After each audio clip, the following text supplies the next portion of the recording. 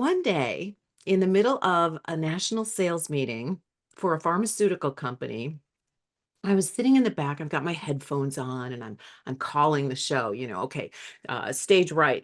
Cue that light, and okay, roll the audio for the introduction, and it's like I'm just doing my thing.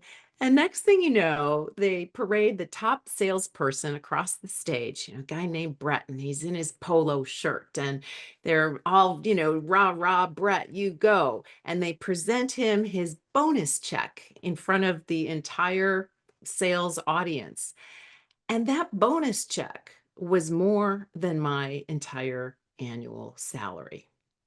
And I had one That's of not those. discouraging at all, is it? Well, and I wasn't motivated by money, but it got me to really start asking those deeper questions like, what is my time worth?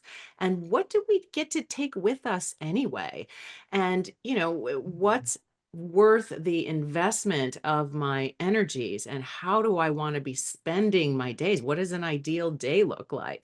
So, needless to say, you can't answer those questions without diving deeper into spirituality and philosophy and those deep questions of meaning, purpose, and value. So that led me on a quest.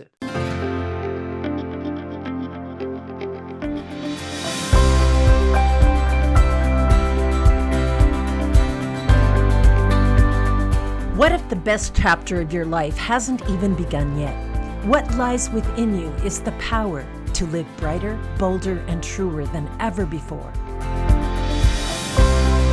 So welcome to Vivatude, where caregiving, connections, and career come into balance, and where your vitality, vision, and voice shines through. Because the revolution isn't out there, it's already within you. Welcome to Vivatude. Welcome to the Vivatude Show. I am so thrilled to be here, and I'm joined by my co-host, Lauren Archer. By the way, I'm Kate Phillips with Total Wealth, and with Vivatude, I am covering the financial and occupational wellness, which I like to call purpose and prosperity side of things. We are here supporting sandwich generation women in their 40s, 50s, and beyond who are oftentimes raising kids while they are supporting and advocating for their parents, elder loved ones as well.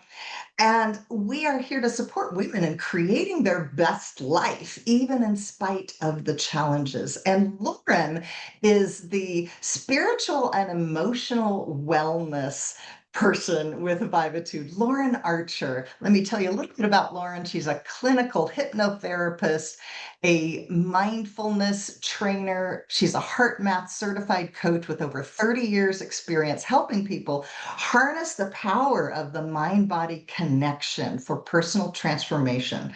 Lauren blends neuroscience, intuition, spiritual insight. She guides her clients and audiences towards greater emotional resilience, energetic alignment, and authentic living. Welcome, Lauren Archer. Thank you, Kate. What an honor to be here and to co-create with you on the Vivatude platform. I'm so excited about this show and where we're going and all the ways we're going to be able to reach out and introduce new and meaningful topics for women.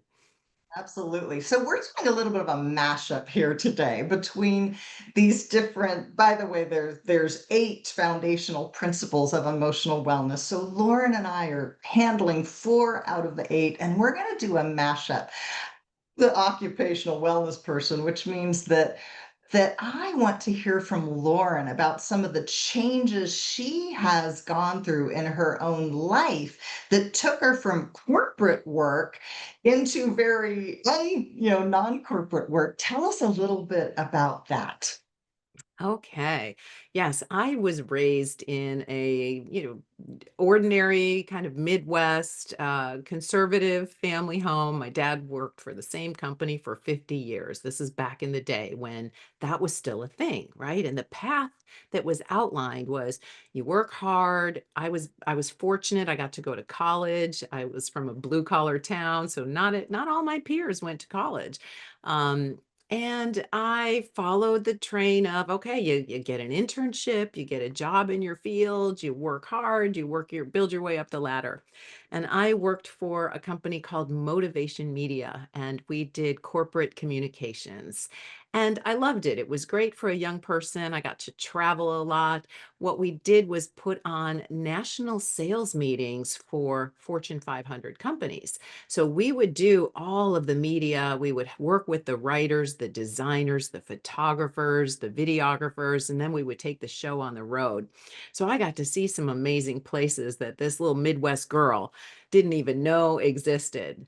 But one day, in the middle of a national sales meeting for a pharmaceutical company, I was sitting in the back. I've got my headphones on and I'm calling the show, okay, stage right, cue that light and okay, roll the audio for the introduction. And it's like I'm just doing my thing.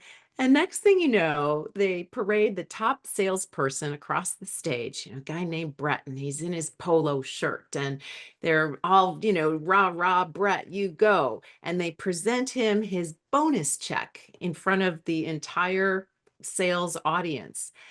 And that bonus check was more than my entire annual salary. And I Man, had one that's of not those, discouraging at all, is it?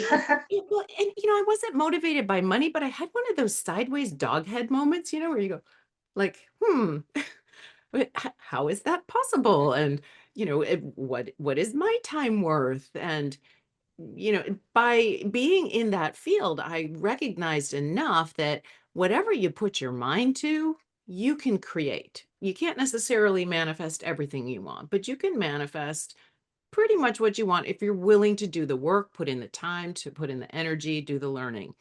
But I realized I didn't want to be a salesperson. My objective wasn't making this particular amount in a bonus check, Mm, but it got me to really start asking those deeper questions like, what is my time worth? And what do we get to take with us anyway? And, what's worth the investment of my energies? And how do I want to be spending my days? What does an ideal day look like? So, needless to say, you can't answer those questions without diving deeper into spirituality and philosophy and those deep questions of meaning, purpose, and value. So that led me on a quest. yes, yes. And I know that you said you had to really look at your values. You had to look at what was most important to you. What did you discover about what did really matter to you? Yes. Well, to sum it up, I dove deep into many of the world's spiritual, religious, metaphysical, philosophical worldviews to try to answer those questions. So I had the opportunity to study with some Native American elders and learned about the connection with nature and how everything is interconnected, and of course was raised and ordained Christian and branched into lots of different philosophies that way. I ended up marrying a Jewish man, so I looked into some of the more mystical Judaism traditions, uh, earth religions, neo-pagan, different spiritualities. So I consider myself multilingual from a spiritual perspective. And when you look at all those traditions, if you were to put them all on a wheel Mhm. and look at them on the outside, they all look very, very different. The theology and the teachings and the gods, goddesses, and representations, whatever the interpretation is, looks very different. But when you follow the spokes of those wheels all the way down to the core tenets, pretty much all of them have the same thing in common, and that is love is the only thing that matters, and that what we put out comes back to us returned, and that we are all interconnected. So from my years of study, ultimately I came to the conclusion that I wanted to spend my life energy using the gifts and talents that I came into this world with, which for me, it's speaking, it's using my voice, it's writing, it's being creative, it's working with media. And I wanted to use those talents in the greater service of the whole. So that gives me a lot of different ways that I can show up, but I ended up finding this path of being a coach and a hypnotherapist and helping people uh, reevaluate their own values. It really does come down to value. And when you think about it, value and love, pretty much the same thing. Love it, love it. And along the way, did you, because you said, I believe I can manifest anything if you're willing to do the work, and there's often a journey. On that journey, did you pick up any interesting side gigs or thing like what were you willing to do to take that journey? And it wasn't like one step, it was a series of steps, wasn't it? It sure was, yes. Well, the first thing I did was took a leap of faith and I left my corporate career and I knew that I wanted to go west and I didn't know what I wanted to do. And I cobbled together an income doing a lot of different things. I did some freelance work as a media producer for a while. And then I landed a job at a very large spiritual center in California doing their corporate communications. Did that for a couple of years. And then, as fate would have it, I found my way up to the Seattle area.